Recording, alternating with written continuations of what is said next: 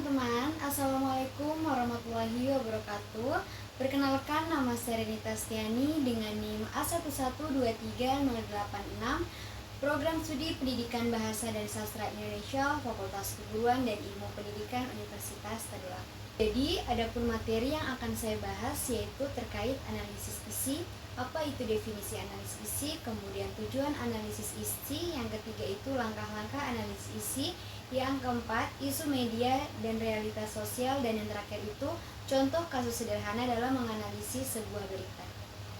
Analisis isi adalah sebuah metode penelitian yang mengidentifikasi, mengklasifikasikan, dan menarik kesimpulan dari isi komunikasi baik berupa teks, audio, video, dan juga gambar. Nah, biasanya metode ini digunakan dalam memahami pesan tersirat maupun tersurat. Adapun tujuan dari analisis sendiri, yang pertama menggambarkan karakteristik pesan, dan yang kedua menguji hipotesis, yang ketiga menarik kesimpulan penyebab, dan yang terakhir itu membandingkan isi antara waktu, sumber, dan juga audiens. Adapun langkah-langkah dalam analisis isi sendiri, yang pertama merumuskan tujuan penelitian, yang kedua konseptualisasi dan juga operasionalisasi, yang ketiga menentukan unit analisis, yang keempat membuat kategori analisis atau coding, dan yang terakhir itu menentukan populasi dan sampel. Adapun langkah-langkah dalam analisis isi sendiri, yang pertama merumuskan tujuan penelitian, misalnya apa yang ingin kita ketahui dari isu yang kita angkat. Kemudian konseptualisasi dan operasionalisasi, di mana mendefinisikan konsep atau bisa menjadi indikator yang bisa diukur. Yang ketiga, menentukan unit analisis seperti kata, kalimat, paragraf, gambar, atau bahkan segmen video. Nah, yang keempat, membuat kategori analisis atau coding, di mana bertujuan supaya kita mengetahui stigma, edukasi, empati, atau diskriminasi yang ada dalam berita yang kita angkat. Dan yang terakhir itu menentukan populasi dan juga sampel, seperti kita memilih media, waktu, dan jumlah sampel yang relevan. Jadi sampel ini sendiri yaitu berupa data-data kita sendiri dan juga berupa jangka waktu yang akan kita analisis sendiri dalam sebuah isu berita. Hubungan isi media dan realitas sosial. Media tidak hanya membentuk perspektif dari sudut pandang masyarakat, tetapi dapat menyampaikan informasi dalam mengkonstruksi perspektif serta realitas sosial. Yang pertama, media membentuk persepsi publik.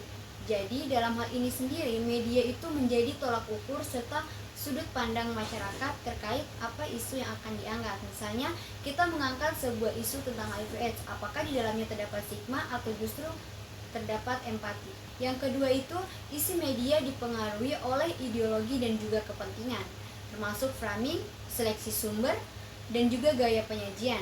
Dan yang terakhir itu, realitas sosial bersifat dialektis. Media mencerminkan dan juga sekaligus membentuk nilai, norma, dan juga sikap masyarakat.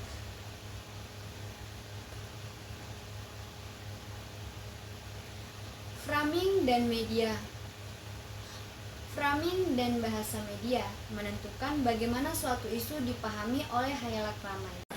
Pemirsa, ratusan warga di Kota Bekasi, Jawa Barat dinyatakan positif virus HIV/AIDS. Berdasarkan data Dinas Kesehatan Kota Bekasi, dari 554 yang terdeteksi, 20 orang diantaranya merupakan warga binaan Lembaga Pemasyarakatan atau Lapas Kelas 2A Bulak Kapal Kota Bekasi.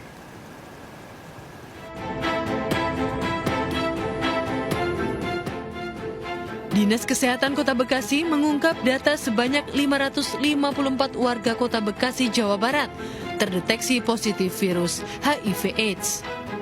Dari 554 orang yang terdeteksi, jenis kelamin laki-laki menjadi yang tertinggi terdeteksi HIV.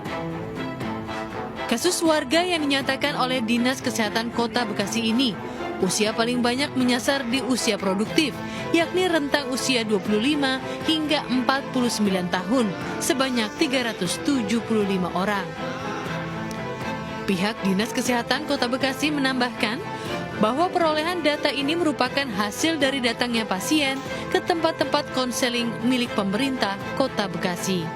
Perilaku seks yang berisiko. Ya. Jadi selain dari perilaku seks yang berisiko, juga bisa karena dari darah atau dari jarum suntik. Ya. Jadi bukan hanya kita menjudge bahwa itu dari hubungan seksual yang bebas. Dinkes Kota Bekasi terus melakukan upaya pencegahan, diantaranya konseling dan tes HIV kepada orang beresiko HIV seperti populasi kunci, yaitu ibu hamil, pasien TBC, dan warga binaan dengan metode fast track. Selain itu juga dilakukan tes di sejumlah tempat melalui mobile voluntary counseling dan testing di tempat hiburan malam. Dari Bekasi, Jawa Barat, Rahmat Hidayat melaporkan.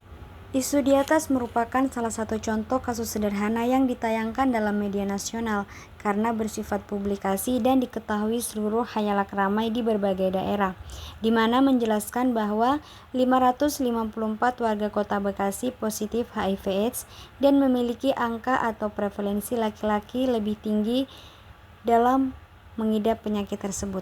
Tadi pembahasan saya terkait analis isi, mungkin itu saja yang dapat saya sampaikan. Saya ucapkan terima kasih. Wassalamualaikum warahmatullahi wabarakatuh.